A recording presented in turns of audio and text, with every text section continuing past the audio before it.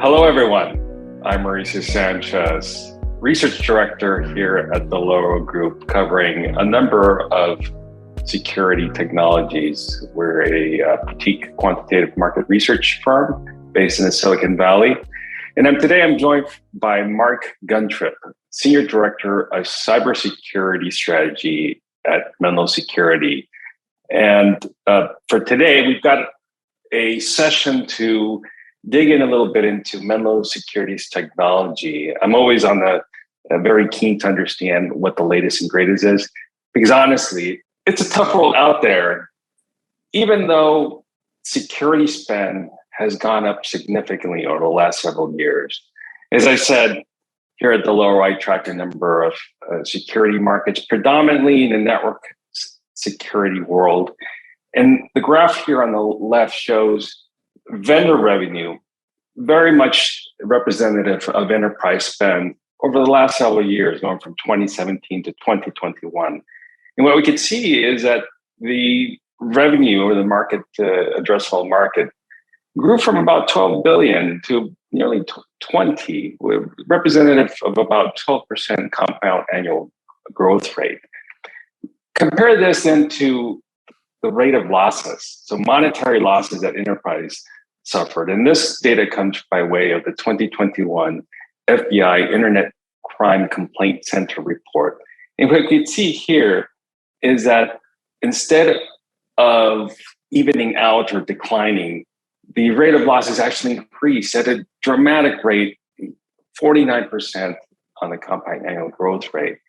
So we're in a situation, a conundrum as I like to call it, that security spend is up, but so are losses. So with Mark today, I'd like to discuss a little bit about what Menlo Security is doing in order to rethink the problem, because sometimes it does feel like doing the same things over and over isn't getting the result that we want. Mark, why do you think we're seeing more loss even though spend is up? I think it's a very interesting point that we're at, because obviously spend is up. We're spending more money on security. More companies care about security. And those companies are looking to invest to try and make sure that they maximize their security posture, that they make sure that they're doing the best they can. But then, as you showed on the other side of the slide, it's kind of not working, right? And I think as you look at what people are investing in, I think that's the key here. That people are spending more money, organizations are spending more money, but they're spending it on the same type of technology. And so when you're spending more money on exactly the same thing to secure you, that means that the attackers out there, the threat groups that are trying to get in, they've got to get past the same thing as before, even though you spent more money to buy more of it, maybe an upgraded version of it.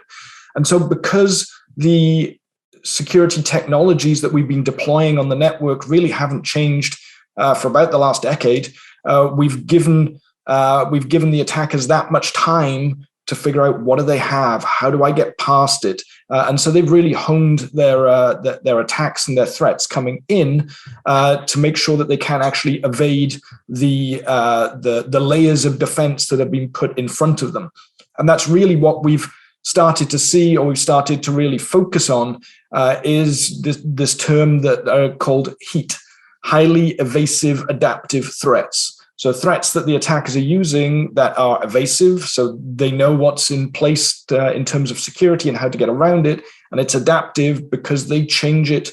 They change their threats as things change, as security changes, as the time changes, to make sure that it's still as effective as it has been in the past. And so the attackers have really started to innovate and to move fast. And in security, honestly, we've moved quite slowly. And that's really why we're seeing the spend is going up, because we're spending more money, but we're spending it on exactly the same things. And the attackers have already got the key to get past all of that. So it's not slowing them down at all.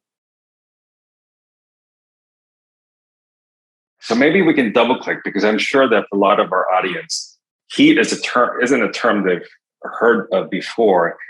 So maybe you can back up a little bit and give us a double click in terms of what heat is, and perhaps give us some examples. So heat attacks, and I mentioned HEAT stands for Highly Evasive Adaptive Threats, are really all about how the attackers and those threat groups get the initial foothold onto the network. So how do they get that initial access, and what techniques do they use to get past security, to get that hook in? And we characterize heat attacks really with one of four main characteristics, which are really grouped around how or what technology they're designed to evade. So as we look at the four heat techniques, the four heat characteristics, the first is the ability to evade static and dynamic content analysis. So the ability to download content, files, scripts in different ways that your sandbox can't see, your sandbox can't stop, it can't detect anything malicious. The second is looking at more of the evasion and adaptive piece of, if I know where your security is placed, then maybe I'll just move to a different channel, a different way of getting into to your network. So for example, we know that there's a lot of malicious link analysis and phishing protection put on the email path. So what if rather than coming in through email, I come in through social media? What if I come in through SMS or a message that's now linked to your corporate machine? There are different ways in, and I can avoid that security barrier altogether. Third is looking at evading offline categorization, URL reputation, and looking at IOCs. And this is really all about moving quickly. So if I know you're using URL reputation, how can I get my malware out while you still think my reputation is good? So it's all about different techniques of being able to flip websites very quickly from being good to bad, and then either putting them back to good or just discarding them. And I think the Log4j exploit towards the back end of last year really kind of shone a spotlight on this and said that there's actually a really simple way to take a benign, legitimate site and turn it to be something malicious if the attacker so wishes. And then the fourth is looking at obfuscation, looking at encryption, ways to, again, to evade detection, and also the use of dynamically generated phishing logos on websites that are used to then trick those the victims into clicking, downloading, doing whatever it is they need to be. So those are really the four main characteristics around the four big groups of security techniques that they are designed to evade as they get into their victims. Thanks for that. So it definitely sounds like the attackers have figured out how to thread that needle, right? And be able to circumvent what in most enterprises is a multi-layer security architecture. So maybe help us understand now in terms of the Menlo technology and its approach to be able to insert itself and block these types of attacks. Yeah, I think that the key here is what's your front door? Like what's the first thing that you're putting out there to actually try and prevent these threats from coming in, and how much information can you pull across the whole the whole communication to say, is this good, is this bad, is it, should I let it in or should I not?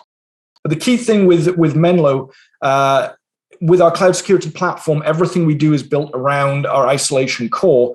And so what this means is that we have effectively a virtual browser up in our cloud platform that we present to websites, to in the instance that we're talking about here, to the heat attackers, and that is what they believe that they are attacking. That is what they believe is the end user. And so as we look at the visibility that we have, we actually get to see everything going on in that browser before we present that information to the real end user and before we sanitize it and make sure only good content, clean content comes down. And I'll give you a specific example using a heat attack. So one of the heat characteristics, in fact, the first one I mentioned was about avoiding dynamic content analysis. Now, if we think about a sandbox, that's really the point of protection for looking at dynamic content analysis. So if you want to get your file past a sandbox, then you've got to do something kind of clever. And we've seen examples, and we have many blogs, articles, and everything out there around an attack called HTML smuggling. So what this does is, rather than downloading a file or a script in one big entity where it will come in, it will go to the sandbox will analyze it, go, this is malicious, I'm going to stop it. What if you split that up into 4, 5, 6 different pieces? And so as you're pulling these little data blobs through the sandbox, first of all, it's a file type that the sandbox doesn't know how to analyze. Second of all, it doesn't really do anything. It's not malicious. It's just a little piece of a file. And so it's not going to get stopped by the sandbox coming through. And then when it gets to the browser, that's when everything gets reassembled again and the malicious file comes through. Now, if you are using a traditional web gateway, traditional web security solution, the browser that it gets built on is on the endpoint. It's right in front of the victim. It went past all of your security.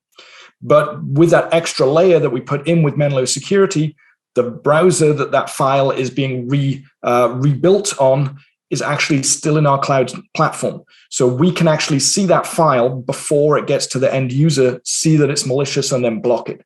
So it's really all about giving the attackers, giving those threat groups something they haven't seen before, giving them another barrier that they've got to get past if they want to get to their victims, and doing it in a way where we can actually prevent these threats before they get to the end user. And it's really not about detection. It's not about remediation. Those are still very, very important. But we believe the more we can stop, if we prevent a threat coming in the first place, then not only have we made that organization more secure, but we've also eliminated all of the security incidents and alerts that would have happened further down the chain as they moved around the network, as they tried to steal data. And so we're making companies more secure, but giving their SOC and their security teams less work to do, or at least an easier way to focus on what they really need to dive in on for their analysis into suspicious activity on the network. Very interesting. So it's a perfect example, I think, of that old adage in the cybersecurity that it is an arms race, a cat and mouse, that attackers are always defining new ways to circumvent the existing technology controls.